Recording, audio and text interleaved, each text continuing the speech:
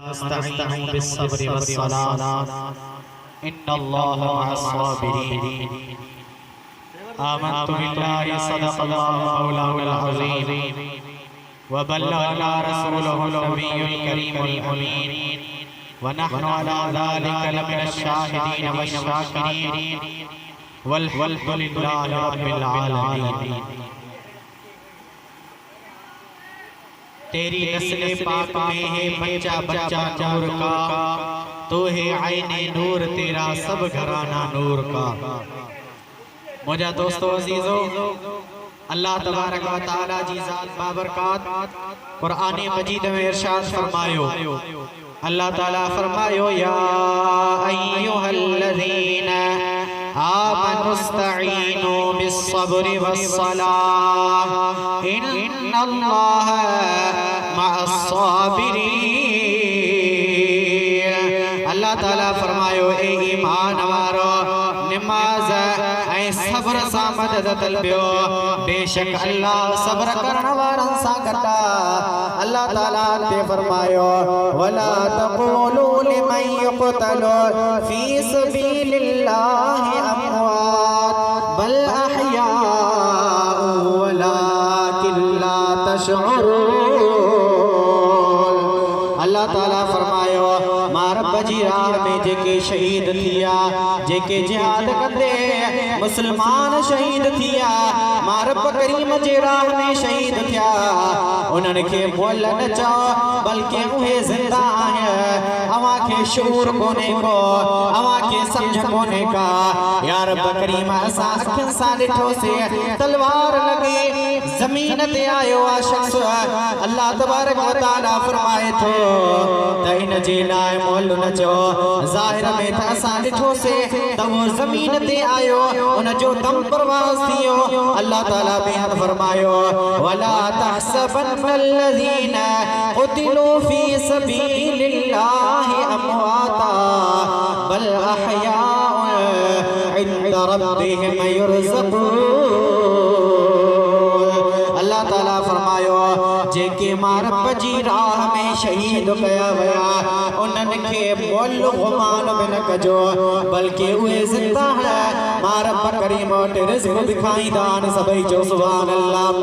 उन्हनि शहीदनि मां सैयद शुहदा हज़रत इमाम हुसैन अली मक़ाम रज़ी अल्लाह ताला अन्हु आहे। हज़रत इमाम हुसैन अली मक़ाम रज़ी अल्लाह ताला अन्हु करबला जे मैदान खे मल्हाए ॾेखारियो आहे। अल्लाह जे महबूब फरमायो, शहादत जो वॾो मक़ाम, शहादत जो वॾो मर्तबो ऐं मान। मुस्तफ़ा करीम फरमायो, अल्लाह तबारक व तआला वटि छह खूबियूं आहिनि शहीद जो। सब खां पहिरीं खूबी आया, जेको अल्लाह जी राह में शहीद थो थिए, जिहाद कंदे शहीद थो थिए, मुसलमान जिहाद कंदे कंदे शहीद थो थिए, उन जे रत जो कतरो ज़मीन ते नथो किरे, अॻे उन जा गुनाह माफ़ था थी वञे। ऐं सिर्फ़ इहो न बल्कि जॾहिं उन जो रूह उन जे जिस्म मां निकिरंदो आहे, त रूह निकिरण खां अॻु में शहीद पंहिंजो मक़ाम जन्नत में ॾिसी वठंदो आहे। सभई चओ सुभान अल्लाह। ॿियो नंबर, आम माण्हूअ खे गुनाहगार खे क़ब्र पीड़े, क़ब्र जी तंगी ॾाढी ॾुखी आहे, पर शहीद खे क़ब्र जो अज़ाब कोन्हे को, क़ब्र जी तंगी कोन्हे का। टे नंबर ते शहीद खे जहन्नम जो अज़ाब कोन मिलंदो आहे, जहन्नम शहीद जे वेझो कोन ईंदो आहे, जहन्नम जो अज़ाब उनखे कोन मिलंदो आहे। चौथे नंबर ते जेको बि अल्लाह जी राह में शहीद थींदो आहे, अल्लाह तबारक व तआला जे तरफ़ां उनखे अहिड़ो ताज मिलंदो आहे। दुनिया जो सोन हुजे, दुनिया जी चांदी हुजे, या दुनिया जो कीमती कोई बि का बि अहिड़ी शइ आहे जेका कीमती आहे, पर इन खां वधीक का बि शइ कीमती कोन्हे का। अहिड़ो रब करीम जे तरफ़ां उनखे ताज मिलंदो आहे। सभई चओ सुभान अल्लाह। उनखे अहिड़ो ताज मिलंदो आहे।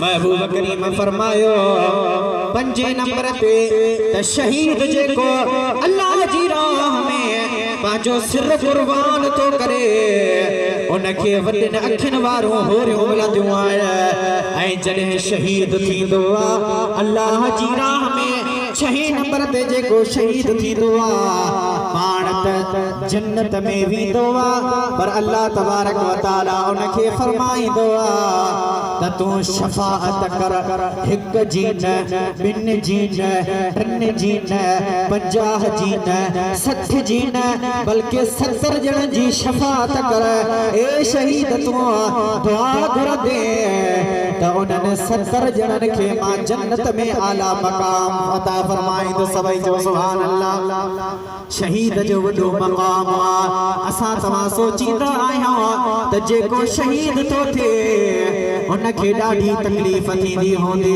तलवार जो वार थींदो हूंदो ॾाढी तकलीफ़ थींदी हूंदी मुस्तफ़ा करीम फरमायो जीअं इंसान खे किविल चक पाए जॾहिं शहीद अल्लाह जी राह में पंहिंजो सिर घोरींदो आहे त उनखे बि किविल जेतिरी या जूअ जेतिरी तकलीफ़ थींदी आहे सभई जो सुभान अल्लाह शहीद जो वॾो मक़ाम आहे शहीद जो वॾो मर्तबो ईमान आहे उनखां पुछा कई वेंदी ए शहीद छा थो घुरे उहो शहीद चवंदो मां वरी जीअं वरी दुनिया में अचां वरी दुनिया वारी हयाती हुजे वरी रब जे राह में शहीद थिया वरी ज़िंदा थिया वरी शहीद थिया वरी ज़िंदा थिया छाजे करे भला उहो चवंदो आहे जॾहिं शहादत जो रुतबो था ॾिसूं असां जॾहिं शहीद थिया थियूं त असांखे रब करीम जो दीदार थो थिए सभई जो सुभान अल्लाह शहीद जो वॾो मक़ाम आहे शहीद जो वॾो मर्तबो ईमान आहे हज़रत इमाम